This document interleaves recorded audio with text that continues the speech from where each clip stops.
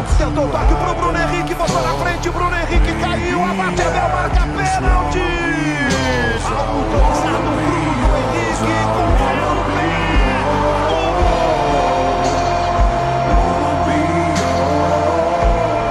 Aí o Rossi, pé direito do goleiro do Flamengo, Casquinha, boa bola pro Michael, Bruno Henrique passou, Michael domina, rola no Bruno, bateu pro golaço!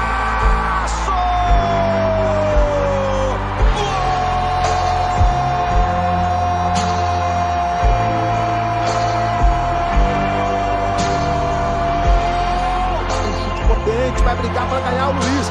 Ganhou o Luiz Araújo. Entrou na área, chance de mais um. Bateu pro cobertura. Que golaço!